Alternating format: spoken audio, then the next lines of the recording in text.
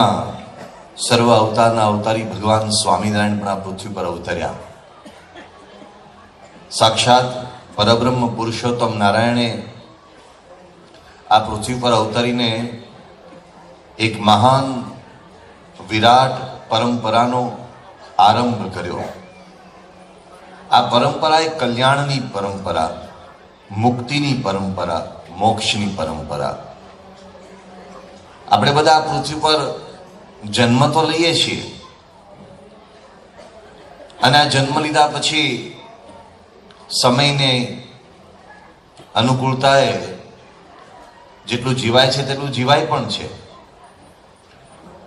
પરંતુ અંતે જ્યારે આ જીવન પૂર્ણ થાય છે ત્યારે બહુ જ ઓછા જૂજ લોકો કે જૂજ જીવાત્માઓ એવા હોય છે કે જેમને જીવન જીવ્યાની સાર્થકતાનો અનુભવ થાય છે. એવા જૂજ લોકો હોય છે કે જેને પૂર્ણકામપણાનો કે મોક્ષનો અનુભવ થાય છે. એવા જૂજ લોકો હોય છે જેને એવો અનુભવ થાય છે કે મેં મારું જીવન ધન્ય કર્યું છે. એવા જે જૂજ લોકો છે એમને જ્યારે એવા મહાપુરુષનો યોગ થાય છે ત્યારે એ મહાપુરુષની સેવાથી, મહાપુરુષના આશીર્વાદથી, એ મહાપુરુષના ઉપદેશોના આચરણથી એવી અનુભૂતિ થાય છે સાર્થકપણાની. આ પૃથ્વી પર ભગવાન સ્વામિનારાયણે કરોડો લોકોને એવી સાર્થકતા પ્રાપ્ત થાય, જીવનમાં એવી ધન્યતાનો, પૂર્ણકામપણાનો, મોક્ષની પ્રતીતિનો અનુભવ થાય, એવી જ એક મહાન પરંપરા આદરી, જેમાં અક્ષર બ્રહ્મ ગુણાતીતાનંદ સ્વામી, ભગતજી મહારાજ, શાસ્ત્રીજી મહારાજ, યોગીજી મહારાજ અને પ્રમુખ સ્વામી મહારાજ જેવા મહાન દિવ્ય બ્રહ્મ સ્વરૂપ ગુરુઓ પધાર્યા. અને આજે એ પરંપરાનું વહન થઈ રહ્યું છે પરમ પૂજ્ય મહંત સ્વામી મહારાજ દ્વારા. પરમ પૂજ્ય પ્રમુખ સ્વામી મહારાજના શતાબ્દી પર્વની વાતો હમણાં થઈ. આવા મહાપુરુષો નિસ્વાર્થપણે આ પૃથ્વી પર પધારે છે. એમને કોઈ પોતાની જન્મ જયંતિ ઉજવાવી, પોતાની વાહવા કરાવી, પોતે કઈ નામના મેળવી, કીર્તિ મેળવવી, એવી કોઈ લેશ માત્ર ભાવના માત્ર નથી હોતી. પરંતુ ભક્તોને જેમને એમના થકી લાભ પ્રાપ્ત થયો છે, જેમને એમના થકી જીવન સાર્થક થયાનો અનુભવ થયો છે, જેમને જીવનમાં પૂર્ણકામપણાનો, ધન્યતાનો અનુભવ થયો છે, એવા ભક્તોને અંદરથી એક ઉમંગ આવે છે કે અમારે એવા અમારા ગુરુદેવની જન્મ જયંતિ શાનદાર રીતે ઉજવવી છે. કારણ ગુરુને કંઈ નથી, પણ ભક્તોને ઉત્સાહ છે. એનું કારણ એટલું છે કે જેમ અમને અમારા ગુરુ થકી સાર્થકતાનો, ધન્યતાનો, કૃતાર્થતાનો, પૂર્ણકામપણાનો અનુભવ થયો, એવી રીતે દુનિયાના બીજા લોકોને પણ જીવન સાર્થક કર્યાનો અનુભવ થાય અમારા ગુરુના મહિમાના વિસ્તાર દ્વારા. પ્રમુખ સ્વામી મહારાજની જન્મ શતાબ્દી આપણે ધામધૂમથી ઉજવવા માટે બધા કટિબદ્ધ છીએ. આવા મહાપુરુષ પૃથ્વી પર અવતરે છે એના માટે આપણા ધ્રોળ બાપુ, ધ્રોળ જ્યારે નાનું સ્ટેટ હતું ત્યારે ધ્રોળના રાજવી યોગીજી મહારાજના બહુ જ અતિશય એવા ગુણાનુરાગી હતા. એમણે એક વખત યોગીજી મહારાજ માટે ઉચ્ચારેલું, એમણે કહેલું કે 1000 વર્ષોમાં એક વખત આવા મહાપુરુષ આ પૃથ્વી પર અવતરે છે. Once in a millennium. પ્રમુખ સ્વામી મહારાજનું જીવન આપણે જોઈએ તો એ વાત આપણને બરાબર એકદમ ઉચિત લાગે. Once in a millennium. આવા મહાપુરુષ શૈલે શૈલેન માણિક્યમ મૌતિકમ ન ગજે ગજે, એ જે પ્રસિદ્ધ સુભાષિત છે, એમ ઠેર ઠેર નથી પ્રગટ થતા. રેર ઓફ ધ રેરેસ્ટ, દુર્લભમાં દુર્લભ એવું એમનું અવતરણ છે. પ્રમુખ સ્વામી મહારાજે આ પૃથ્વી પર 95 વર્ષ સુધી આ પૃથ્વી પર બિરાજીને જે અનેકના જીવન સંતૃપ્ત કર્યા, ધન્ય કર્યા, એ માત્ર દ્રષ્ટિથી નથી કર્યા, એમણે પ્રચંડ પુરુષાર્થ કર્યો છે, અસહ્ય ભીડો વેઠ્યો છે, અસહ્ય શ્રમ કર્યો છે, અસહ્ય કષ્ટો વેઠ્યા છે. એક એક વ્યક્તિના જીવનને પરિમાર્જિત કરવા માટે, એક એક વ્યક્તિના જીવનને સુસંસ્કૃત બનાવવા માટે, મૂલ્યોથી શણગારવા માટે, સંસ્કારી બનાવવા માટે એમણે ગજબનો પુરુષાર્થ કર્યો છે, નિસ્વાર્થ ભાવે, 1% પણ સ્વાર્થ નહીં. પરંતુ એમ છતાં એક સામાન્યમાં સામાન્ય માનવીને એણે પોતાના ખભે ચડાવ્યો છે. આ એક બહુ અદભુત ઓબ્ઝર્વેશન કોઈ ગુજરાતના મહાન સાક્ષરે કરેલું છે. એમણે લખેલું છે કે સહજાનંદ સ્વામી મહારાજે છેવાડાના માણસને પોતાના ખભે ચડાવ્યો. મુદ્દો એમ હતો કે ભગવાન સ્વામિનારાયણ સારંગપુર પધાર્યા હતા અને ત્યાં વરસાદ બહુ પડ્યો, એટલે લોકોના ખોરડા પડું થતા હતા. સ્વામિનારાયણ ભગવાન દોડ્યા અને દેવા ભગતનું ખોરડું તો બચાવ્યું, પણ બીજાના ખોરડાને બચાવવા પણ દોડ્યા. એટલે એક સામાન્ય એ સમયે જે નિમ્ન જ્ઞાતિ ગણાતી હતી એવા એક ઘરમાં સ્વામિનારાયણ ભગવાન પહોંચ્યા, સાવ સમાજનો છેવાડાનો માણસ. તે સ્વામિનારાયણ ભગવાન એને કહ્યું કે આ તારું નળિયું હમણાં પડી જશે, તું મારા ખભા ઉપર ચડી જા અને નળિયું સરખું કર. એટલે પેલો કે છે, મહારાજ તમારા ખભા પર મારાથી કેવી રીતે ચડાય, તમે તો ભગવાન, અને તમારા ખભા ઉપર મારાથી પગ દેવાય? સ્વામિનારાયણ ભગવાન કે ચડી જા, તે મારી જીભ ઉપર તો અનેક વખત પગ દીધો જ છે. જીભ એટલે કે ભગવાનના વચન ઉપર પગ દીધો છે, ચડી જા. એમ કહીને ભગવાને એ સમય અસ્પૃશ્ય ગણાય, એ સમય સાવ છેવાડાનો ગણાય, એને પોતાના ખભા ઉપર ચડાવ્યો અને એને ભગવાને મહાન કર્યો. પ્રમુખ સ્વામી મહારાજ એમના જીવનમાં આ કાર્ય કર્યું છે. સાવ છેવાડાના માનવી સુધી પ્રમુખ સ્વામી મહારાજ પહોંચ્યા. નદીનો એક પ્રવાહ હોય છે.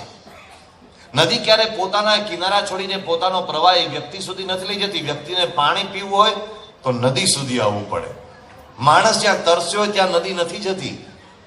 પ્રમુખ સ્વામી મહારાજ પણ એક સરિતા, પ્રમુખ સ્વામી મહારાજ પણ એક નદી, પ્રમુખ સ્વામી મહારાજ પણ એક ભાગીરથી ગંગા.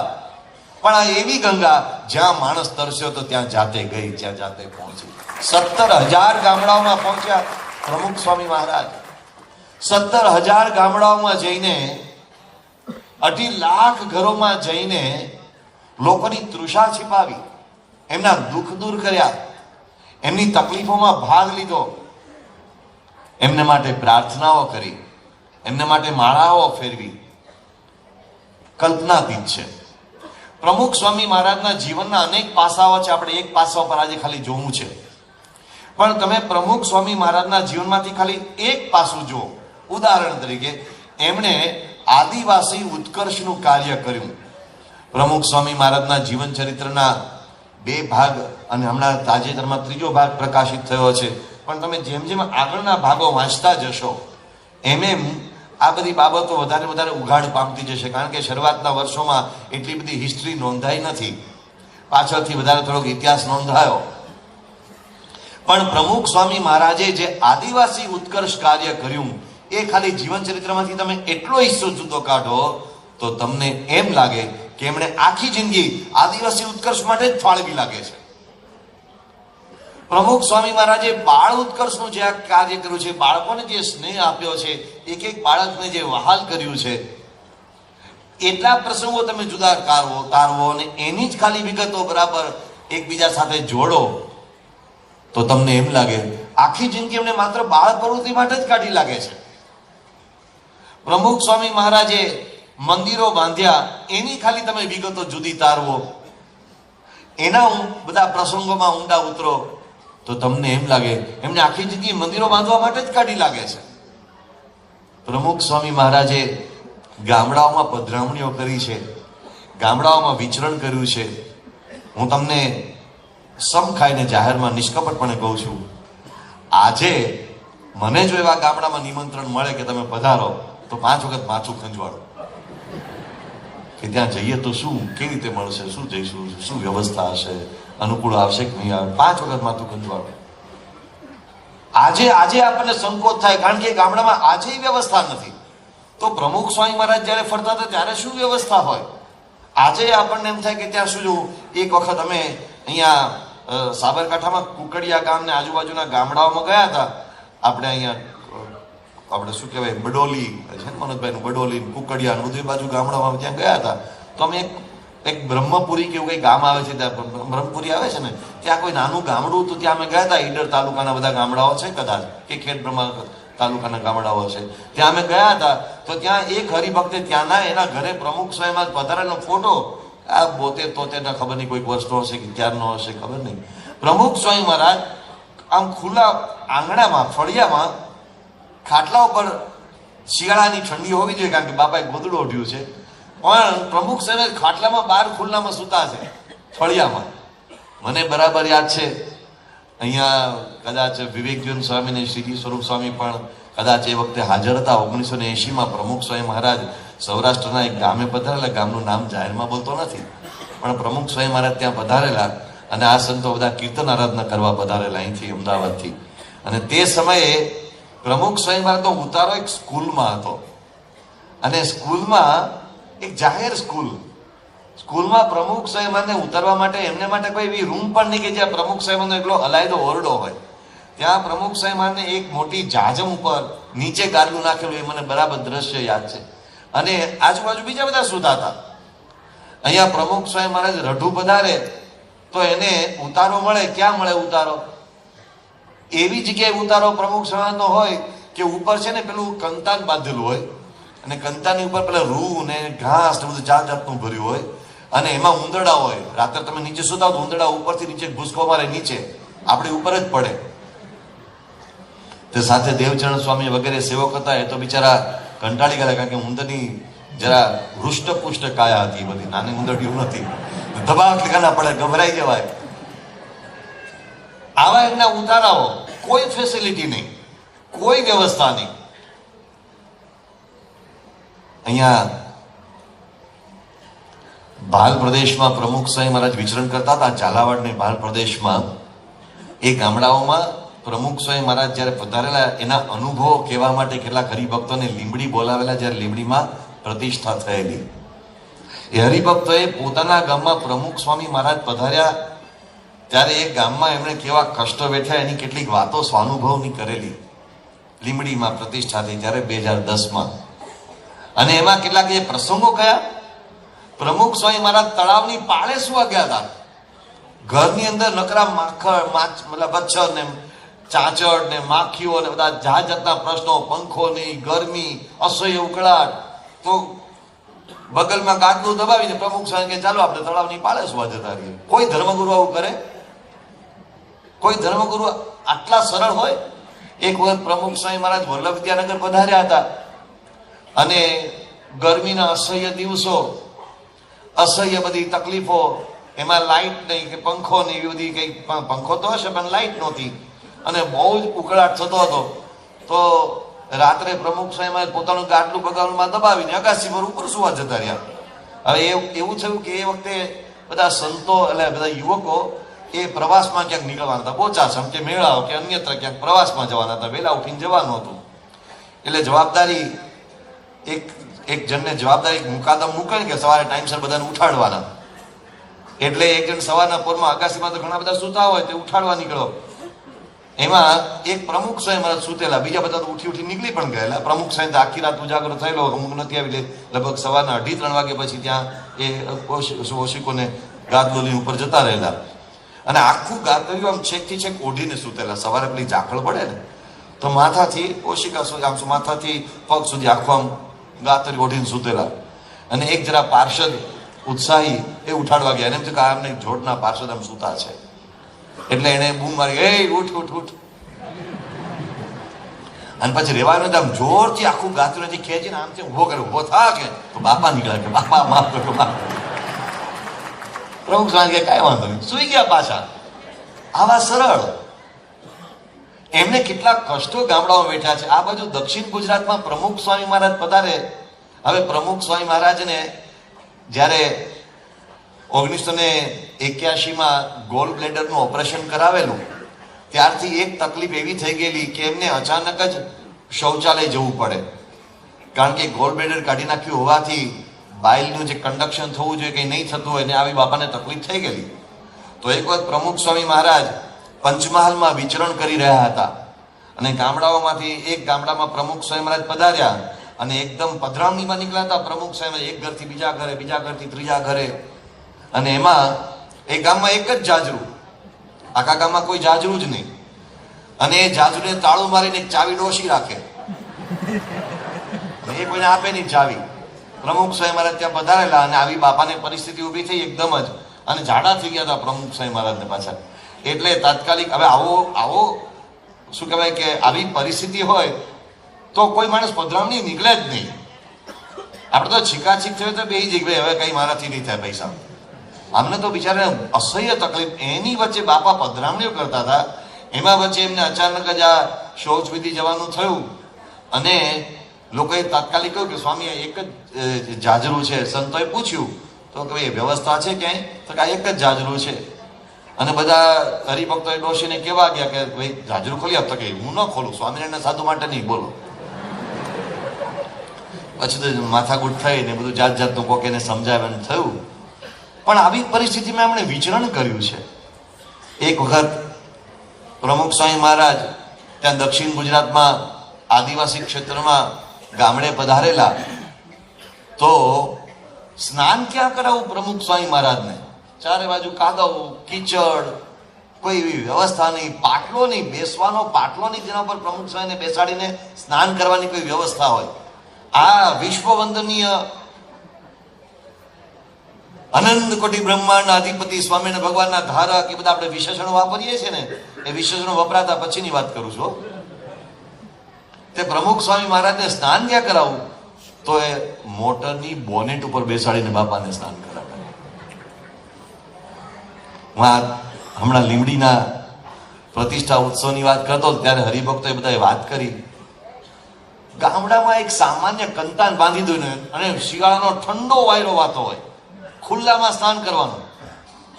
અને ઠંડા વાયરા વચ્ચે પ્રમુખ સ્વામી ત્યાં ખુલ્લામાં સ્નાન કર્યું. પાણી એ ભલે ને તમને કદાચ ગરમ ઊનું કરીને આપ્યું, પણ વાયરા સાથે બધું છમ થઈ જાય ઊનું પાણી. બહુ જ કષ્ટો વેઠ્યા છે. અને એક હરફ સુદ્ધા ઉચ્ચાર્યો નથી કે મને તકલીફ પડી છે. સામાન્ય માણસ પ્રમુખ સ્વામી મહારાજને કહે કે બાપા મારા ઘરે પધારો, અને પ્રમુખ સ્વામી મહારાજ ના પાડે એવું બને નહીં. એક વખત પ્રમુખ સ્વામી મહારાજનો એક વખત દિવાળી પછી અમે પ્રસાદ વિતરણ કરવા માટે ફરતા હતા, ત્યારે વિવેક સાગર સ્વામીનો કોઈ કામ માટે મારા ઉપર ફોન આવ્યો. એ સમયે અમે મેમનગર વિસ્તારમાં આપણા એક વાલ્મિકભાઈ કરીને હરિભક્ત છે, એમના ભાઈ છે ધર્મેશભાઈ, એના ઘરે પ્રસાદ વિતરણ માટે ગયા હતા. અમે સંતો વિચરણ કરતા કરતા ત્યાં પહોંચ્યા હતા. દિવાળી પછીનો બીજો કે ત્રીજો દિવસ વિવેક સાગર સ્વામીનો ફોન આવ્યો. એમને કંઈક કામ હશે એ નિમિત્તે ફોન કર્યો હતો. એટલે પછી એમને મને વાતમાં કહ્યું કે બાપા બાજુમાં છે, એટલે આશીર્વાદ લઈ લે નવા વર્ષના. પ્રમુખ સ્વામી મહારાજને ફોન આપ્યો. બાપાએ મને કહ્યું શું કરો છો? પેલા તો નવા વર્ષના જય સ્વામિનારાયણ કર્યા. પછી મને કે શું કરો છો? મેં કીધું બાપા આ વિચરણમાં નીકળ્યા છીએ, પ્રસાદ વિતરણમાં નીકળ્યા છીએ. કયા વિસ્તારમાં ફરો છો? મેં કીધું બાપા મેમનગરમાં ફરીએ છીએ. ગઈકાલે નવરંગપુરમાં ફર્યા, આજે મેમનગરમાં આવ્યા છીએ. પછી મેં બાપાને કહ્યું કે સ્વામી અમે જે ઘરે જઈએ છીએ એ બધા હરિભક્તો એકની એક વાત કરે છે. કોઈ કે છે મારા ઘરે આ સાલમાં પ્રમુખ સ્વામી મહારાજ પધાર્યા હતા, કોઈ કે મારા ખેતરે પધાર્યા હતા, કોઈ કે મારી દુકાને પધાર્યા હતા, કોઈ કે મારે ત્યાં ફલાણા મારા વેવાય કે ફલાણા જમાય કે ત્યાં પધાર્યા હતા. બધા જાત જાતના અનુભવો કે છે. બાપા આપ કેટલી બધી જગ્યાએ ગયા છો, કેટલા બધા ઘરોમાં આપણે વિચરણ કર્યું છે, કેટલા બધા લોકોના વ્યવસાયો, દુકાનો. અરે કેટલાક લોકો મારે સ્વામી મારા ત્રાજવાન તમે પ્રસાદી કરી આપો, તો ઘરાક ઉભો હોય એને પ્રમુખ સ્વામી તોડી આપ્યું. ભાવનગરમાં એક જગ્યાએ ગયા હતા, એ આજે પણ એ હરિભક્ત છે, એની કાપડની દુકાન. તો કે બાપા મારા ગ્રાહકને તમારાથી કાપડ આપો, તો કાપડ વેચીને આપ્યું. તો પ્રમુખ સ્વામી મહારાજ ને બાપાને મેં કહ્યું કે બાપા આપે કેટલા બધા ઘરોમાં વિચરણ કર્યું છે, કેટલા બધા લોકોને રાજી કર્યા છે.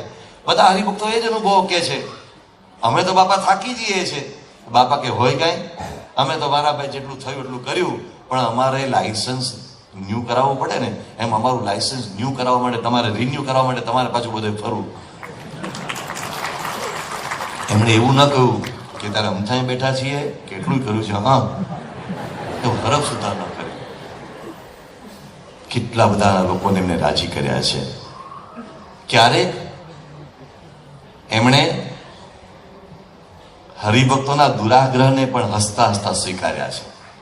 પોતાના વિચારેલા આયોજનો પડતા મૂક્યા, પોતે નક્કી કરેલા કાર્યક્રમોને ઠેલે મૂક્યા. હરિભક્તો રાજી થાય છે કે સંતો રાજી થાય છે, ચાલો આપણે આવા સરળ ગુરુ મળવા આગ્રહ છે. પરમ પૂજ્ય પ્રમુખ સ્વામી મહારાજ મુંબઈ પધારેલા. પરાઓમાં પ્રમુખ સ્વામી મહારાજનું વિચરણ ચાલે, એક ઘરથી બીજા ઘરને, એક પરામાંથી બીજા પરામાં એમ વિચરણ ચાલે. અને એક હરિભક્ત પ્રમુખ સ્વામી મહારાજને મળવા માટે આવ્યા. વડોદરાના હરિભક્ત હતા. એ હરિભક્તે પ્રમુખ સ્વામી મહારાજને કહ્યું કે સ્વામી, મારા ભત્રીજાના લગ્ન છે અને ભત્રીજાના લગ્નમાં આપ ખાસ પધારો, મારી આપને વિનંતી છે. એટલે પ્રમુખ સ્વામી મહારાજે આશીર્વાદ આપે, તમારી ઈચ્છા છે તો સંકલ્પ પૂરો થશે. ભગવાને પ્રાર્થના કરી કે તમારા ભત્રીજાના લગ્ન સારી રીતે થઈ જાય ને. એ સમયે પ્રમુખ સ્વામી મહારાજ હરિભક્તોને ત્યાં આપણી સ્ત્રી પુરુષ મર્યાદા સચવાય એવી રીતે લગ્નમાં આશીર્વાદ આપવા ક્યારેક ક્યારેક જતા. અને પહેલા એ આગ્રહ કર્યો કે મારા ભત્રીજાના લગ્નમાં ખાસ આવો ને આવો જ. તો બાપાએ કહ્યું કે ક્યારે છે તમારા ભત્રીજાના લગ્ન? કે બાપા 24મી જાન્યુઆરીએ. એટલે બાપાએ તરત સાથે પૂજ્ય ડૉક્ટર સ્વામી એ વખતે વિચરણમાં પ્રમુખ સ્વામી મારા સાથે ફરતા હતા. ડૉક્ટર સ્વામી મુંબઈમાં કોઠારી સ્વામી બધા હતા. આજુબાજુ બધાને પૂછ્યું કે 24મી જાન્યુઆરી તો આપણું કંઈક ગોઠવાઈ ગયું છે. કે હા બાપા, આપણે તો થાણા કાગળ લખી નાખ્યો છે, આપણે થાણા જવાનું છે. એટલે બાપાએ પેલા હરિભક્તને કહ્યું, હા અમારે તો થાણા જવાનું છે 24 જાન્યુઆરીએ તો. અને અમે આના પેલા 2 વખત થાણા જવાના હતા, પણ થાણામાં અગાઉ અમારે 2 વખતે કાર્યક્રમો કેન્સલ કરવા પડ્યા, નક્કી થયેલા કાર્યક્રમો બદલવા પડ્યા, કારણ કે કંઈક ને કંઈક એવું બધું આવી ગયું, ન જઈ શક્યા. અને આ વખતે તો હરિભક્તોનો અતિશય આગ્રહ છે એટલે અમે બેંગ્લોર હતા ત્યાંથી કાગળ લખીને કહી દીધું કે અમે થાણા આવીશું જ. એટલે બધા હરિભક્તો તો તૈયારી કરે છે, 24મી જાન્યુઆરી અમે ત્યાં જવાનું છે. તો કે સ્વામી, એ તમે જાણો, મારે ત્યાં તમારે આવવું જ પડે, 24મી જાન્યુઆરી આવવું જ પડે.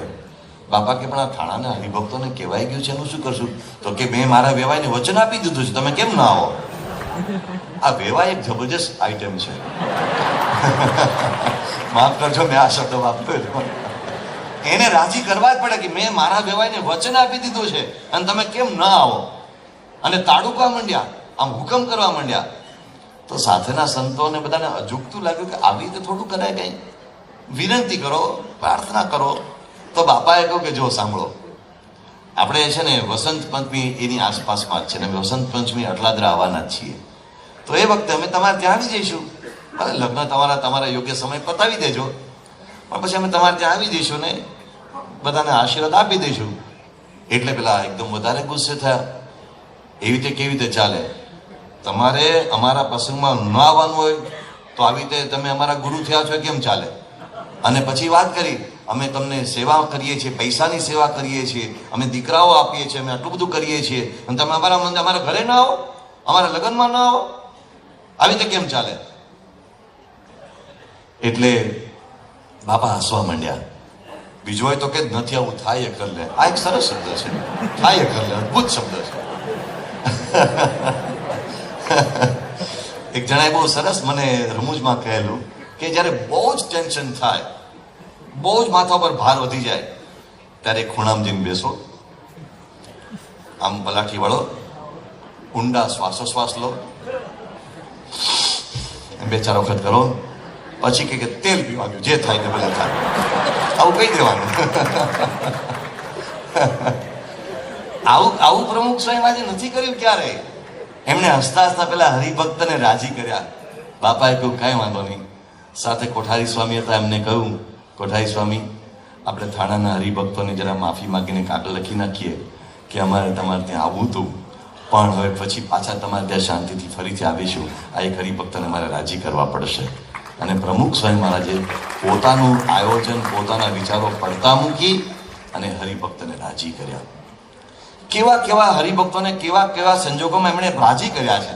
એક વખત પ્રમુખ સ્વામી મહારાજ ફરતા ફરતા પૂના અને નાસિક ને પંઢરપુર ને એ બાજુ વિચરણ કરી રહ્યા હતા.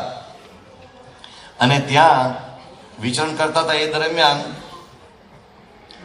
કુર્દુવાડી કરીને એક જગ્યા છે, ત્યાં રાત્રે 3 વાગે પહોંચ્યા.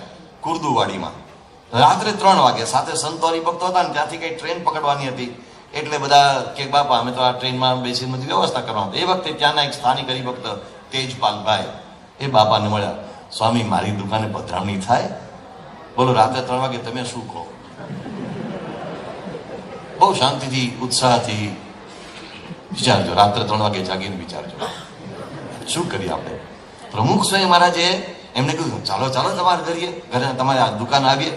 રાત્રે 3:30 વાગે પ્રમુખ સ્વામી મહારાજે પધરામણી કરી. એક વખત પ્રમુખ સ્વામી મહારાજ ગોંડલથી રાજકોટ જઈ રહ્યા હતા. ગોંડલથી રાજકોટનું અંતર 35-40 મિનિટનું. રાજકોટથી ગોંડલ જવા માટે નીકળ્યા તો તે સમયે હજુ માંડ 10 કે 15 મિનિટ થઈ હશે. ત્યાં પ્રમુખ સ્વામી મહારાજે એકદમ સંતોને કહ્યું, જે કારમાં બેઠા હતા એમને કહ્યું કે જરા બાથરૂમ જવું છે, લઘુશંકાએ જવું છે. એટલે સેવક સંતોએ કહ્યું, બાપા આપણે હમણાં તો રાજકોટથી નીકળ્યા છીએ અને હજુ તો 10 જ મિનિટ થઈ છે અને હમણાં 15-20 મિનિટમાં તો ગોંડલ આવી જશે, એટલે આપણે બાપા ગોંડલ જઈને રાખીએ. સ્વામી કે ના આપણે અત્યારે જ જવું છે. એટલે સેવક સંતોને થયું કે બાપાની એવી ઈચ્છા છે તો આપણે કરીએ. તો કે બાપા ગાડી વડે, સ્વામી કે હું કહું છું આમ ગાડી આમ લઈ લો, આમ લઈ લો, આમ લઈ લો. એટલે રસ્તામાંથી ગાડી નીચે ઉતારી, મેઇન રોડ ઉપરથી નાની કેડી પર ઉતારી. ઇન્દ્રવદનભાઈ ગાડી ચલાવતા હતા. બાપા કે હજુ ગાડી અંદર લઈ, હજુ જવા દો, હજુ જવા દો. એમ કરતા કરતા આગળ ગયા તો ખેતરો હતા, ઝાડ હતા, ઝાડની પાછળ કોઈ જગ્યાએ મકાન હતું, ત્યાં ગાડી ઊભી રહી. ત્યાં તો હરિભક્તો હાથમાં થાળી, પૂજા પાની થાળીને આરતી ઉભા હતા. એટલે પેલા સેવકોને આશ્ચર્ય થયું, એટલે તમને કેવી રીતે ખબર પડી પ્રમુખ સાહેબ અહીં પધારવા? કે બાપાએ અમને કહ્યું હતું તમે કોઈને કહેતા નહીં, પણ તમારે ત્યાં પધરામણી આવી ગઈ.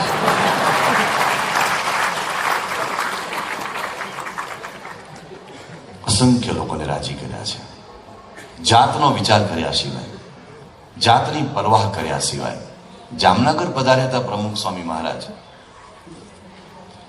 એક ડોક્ટરને ત્યાં પધરામણીએ યોગાનુયોગ જવાનું થયું. આ 1986-87 અરસાની વાત છે. યોગાનુયોગ પધરામણીમાં 5 એક પધરામણી જતી ને એ ડોક્ટરને ત્યાં પધરામણી આવી. ડોક્ટર સત્સંગી નહોતા, ગુણભાવી હતા, પણ પ્રમુખ સ્વામી મહારાજનો ચરણ સ્પર્શ કરવા એ નીચે નમ્યા. એમાં એમણે પ્રમુખ સ્વામી મહારાજના પગે ચડેલા સોજા જોયા.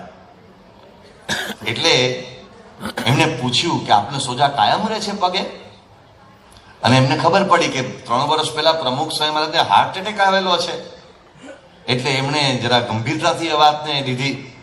એમણે કહ્યું, સ્વામીજી તમને હાર્ટ એટેક આવી ગયેલો છે, એટલે કે તમને એક હાર્ટની તકલીફ થઈ ચૂકેલી છે અને તમારા આ પગે સોજા છે, એટલે તમારે હવે આ શ્રમ ન લેવો જોઈએ, તમારે આવું ન કરવું જોઈએ.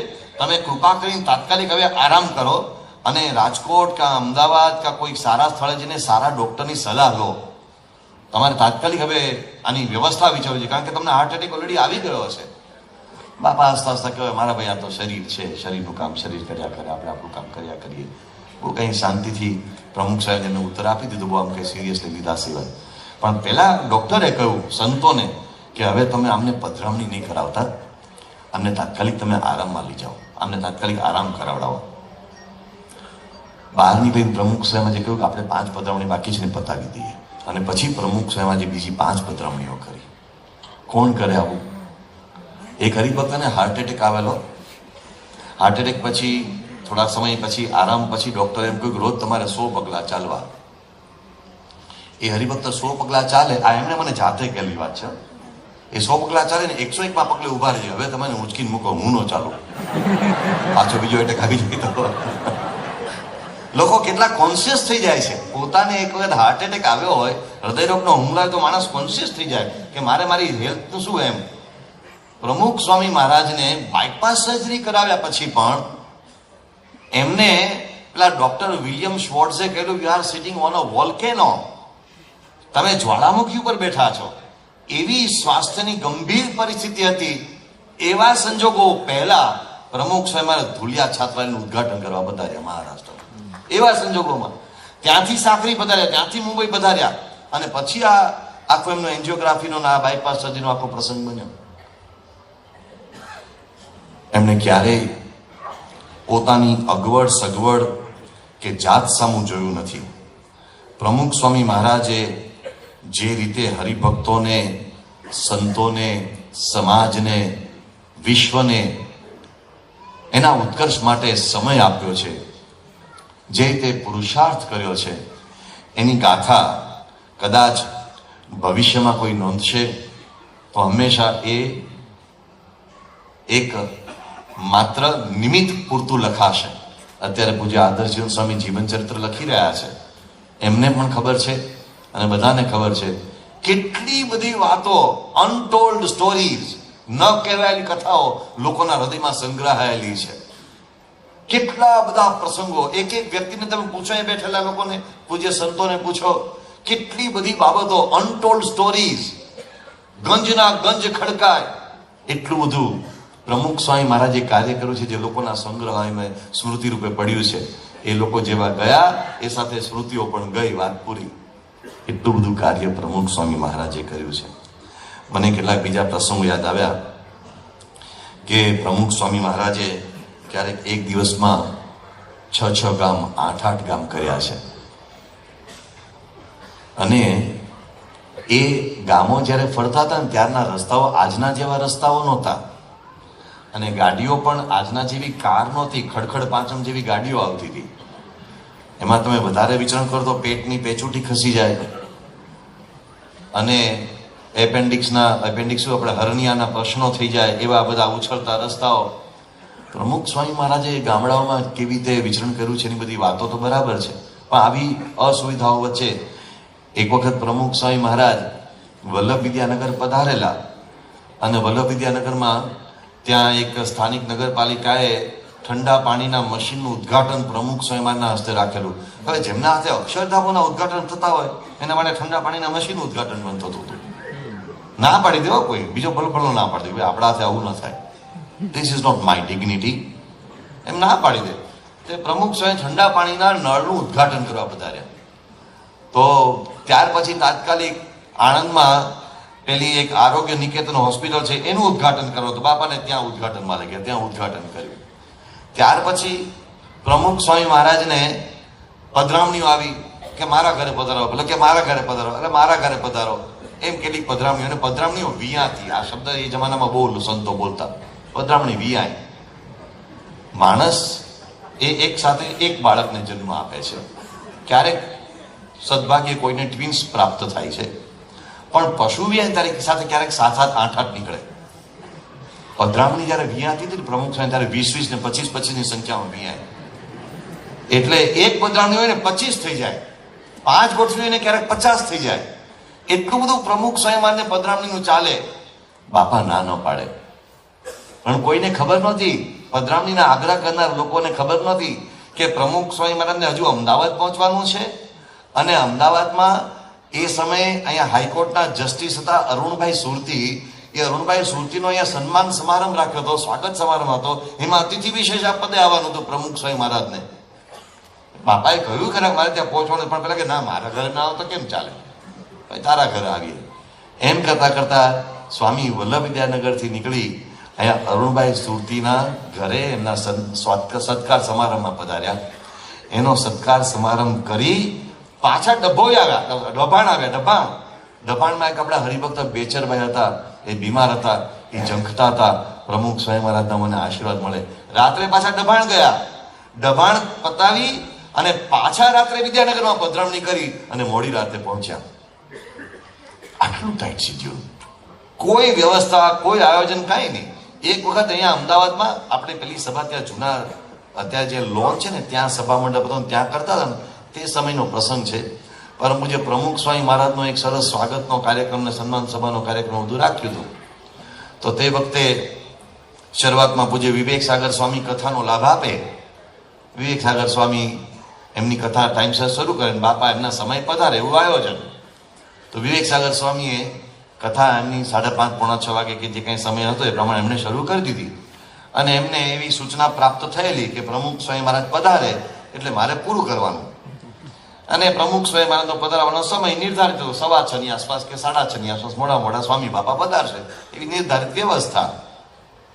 એમણે કથા ચાલુ કરી અને કથા કર્યા જ કરે, 6:15 થયા, 6:30 થયા, 6:45 થયા, 7 વાગ્યા, અને આમ જોયા જ કરે.